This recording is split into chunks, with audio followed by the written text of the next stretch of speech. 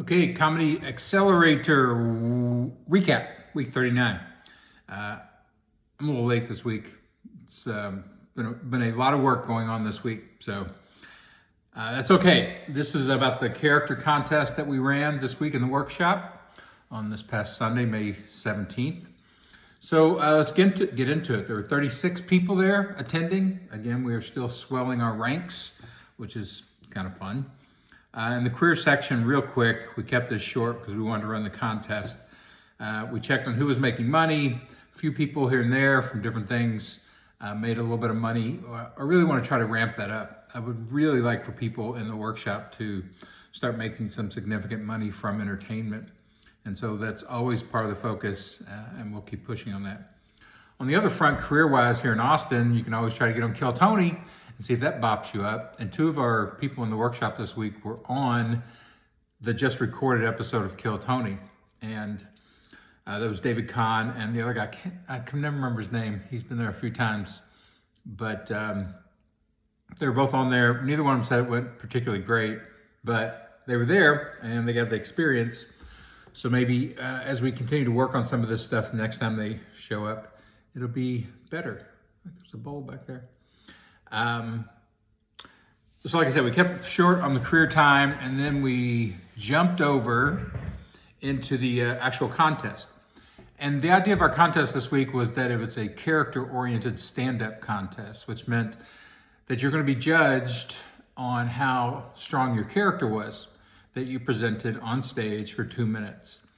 And I told people before we got started that I was using basically a producer's mentality, which is literally a set of questions that somebody who maybe produces a show and wants to hire comics, or produces a TV version of a stand-up show and wants to bring comics on, or even somebody who wants to sign a comic, see if they can drop them into acting roles or writing roles or whatever in film and TV or even on social media these days. These are the questions that they ask. So when they see a comic, it's not just about the material. In fact, in a lot of ways, it's not even at all about the material. It's about the character that's presenting that material. Is that character really interesting? Are they vibrant? Is it a powerful character, unique? All those kind of questions. So we talked about this a little bit about some sample producer questions, criteria that they use when they start to think about whether they want to work with this comic or not. Do I personally respond to this character? So do I find them funny? Do I find them unique and interesting? And if I'm a good instrument and a good judge, then that may be a good place to start. I don't always see that producers and bookers and things like that have great instincts for comic characters, but at least it's a place, that they do use. And some people understand this about themselves, like, well, I don't know what's great here. So I will use other criteria. Like, do I see a market that's responding to them or that I think would respond to them well? That's ultimately what you're after as a producer. It's not whether you like this act or not. It's whether a significant money-making market likes this act. And if you're agnostic about everything else, then you'll sell a character that matches up to a market, pretty much any market and any character. You're also asking things like, would I be excited to create product with them, to do creative with them, to put creative teams together, to write for them? That's the one I use a lot because I love to write for characters. If somebody pops up with a really strong character, my writer brain will instantly start writing dialogue for them and script, stand-up script, because it'd be fun to do. Other questions, can that character be dropped into another media ecosystem easily and quickly, like into commercials? Could I send them out instantly to start getting hosting work or warm up or things like that? How unique is the character? How developed is the character? A lot of times you see people on stage that have the inklings of a good character, little pieces of it, but it hasn't really been brought together, or it's not been brought together vibrantly enough. It's not strong enough yet as a character to sort of do the work that needs to be done in bigger areas of entertainment. So like if you take this character and you drop it into a really huge auditorium with 1,000 people in a 1,000-seat theater, it would shrink and the character wouldn't work. So sometimes it's about, is it developed fully enough? Quality level of the character, distinctiveness, is it different than other characters that are similar to this or other comics who play a similar character? And that's huge. Like a lot of comics work the same slots. There's really, in stand-up, there's some very narrow slots that tend to work in stand-up comedy. For example, deadpan comics. There are lots of deadpan comics, and some of them are better than others. And it's weird to think about that, but you have to be super deadpan, or you have to understand what deadpanness performance is and how to actually do that character. And when it's hit correctly, it really works well. But a lot of times people are just sort of mimicking a deadpan character and they don't really develop their own character. So looking for quality levels, are there any complications of using this character, like legally? Have you borrowed this character or stolen this character from someplace else? Or social issues, like is this character offensive to a major group that would cause problems if it goes national or if it gets out of the market that it's intended for? And is this character real versus created? Which is a really interesting area in character and entertainment, because people like the idea of authenticity. Even if the character is created, you'll see pressure on people to act like it's not created, that they're telling the truth. And then if they get caught not telling the truth, it completely destroys the character. It's better to just say it's acted. As long as it's good and quality and people still enjoy it, it'll still do the work for you. But it's an issue to deal with. So there's some things about how producers look at characters. And here are the people who went up. I'm going to do a quick run through this.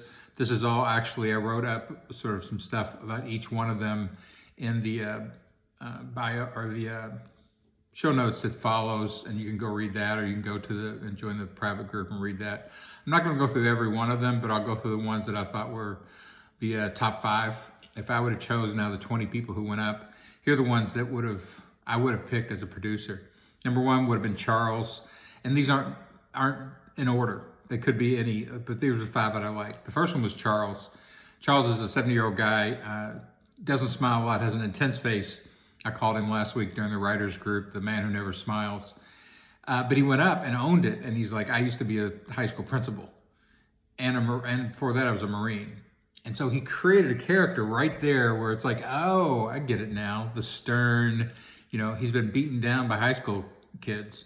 And instantly I was like, oh yeah, you could write a stand-up character just being a ex-high school principal. You could write a whole hour for that. And it'd be fun and interesting. So I thought that was a good character creation that he picked that other people could pile in on as a creative team. Second, Aaron. Aaron has a big white afro, gray afro, white afro? I don't know, like older afro, and which is intense visually, and you can't miss her in a room, which is great for a character, having that type of intense visuality that you're carrying around all the time. But she also has a character biography that she's half black and half white, and she doesn't feel like she's qualified on the black side of her persona because she doesn't really know that culture that well. Which again, great. I can play with that as a writer forever, because then it gets you into all the sort of racial jokes and sort of legitimizes you on both sides. But that's a different angle than I've heard from a lot of other people. So Aaron was strong. Julian and Rachel, I'm going to combine them because they both played the same character, which is awkward, hesitant, kind of an innocent, a little bit deadpan character. And it's an odd social character. It's socially awkward character. And then you throw good one-liners out of it, and that combination of people being like, what's up with this person? And then they suddenly hit a great line is a nice combination in stand-up. It works really well. It's kind of what Mitch Hedberg did, to ascend to the top of stand-up. Just the jokes have to be really good, and the character has to be more intense. And both of those guys need to intensify the character. It needs to be still strong enough where it can take over a room. It can't be that passive and that low power, even though that's what you're playing, socially awkward. It still has to be a powerful social awkwardness, which is hard to pull off performance-wise, but you'll pick that up if you do stand-up for very long, because you have to dominate rooms with your character. And finally, John and Jack.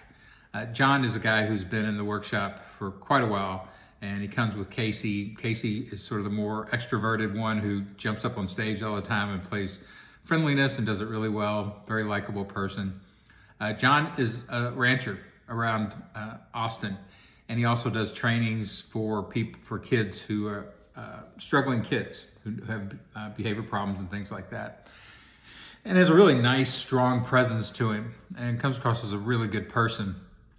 But this is the first time he'd gotten up on stage, in the comedy club, and he brought his dog, Jack. He's a sort of black, looked like a pit mix, maybe not a pit mix, but black, medium-sized dog that he had on a leash, and he brought Jack up with him.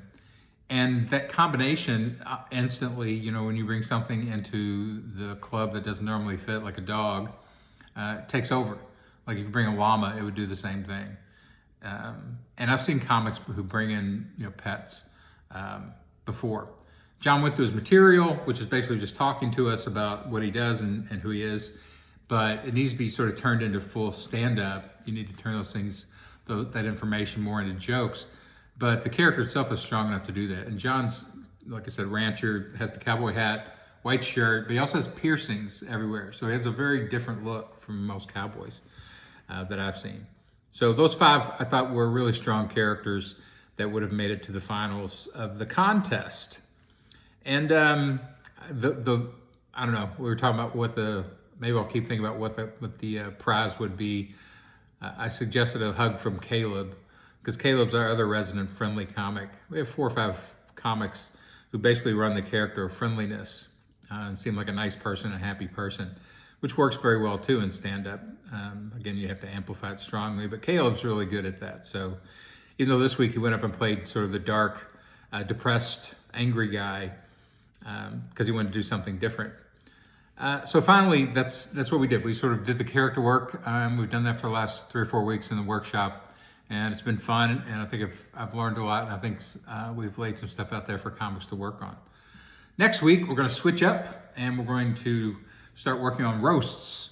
How do you write roasts? How do you perform roasts? What characters work as roast comics? It's such a popular thing right now, roast battles and the roasts of Kevin Hart and the roasts of this person. It's basically insult comedy, sort of repackaged into a dais and a structured show. So we're going to talk about that. How do you write great insults? How do you write great singers for both celebrities and other comedians and non-comedians? Because it's a very specific type of writing and performing. So for the next couple of weeks, at least, we're going to work on roasts and insult comedy. So come down, check it out. Always free, Creek and Cave on Sundays from 3 to 5. Always check the website, not the website, always check the Facebook group in case there's any changes last minute. But there you go. We will be back next week.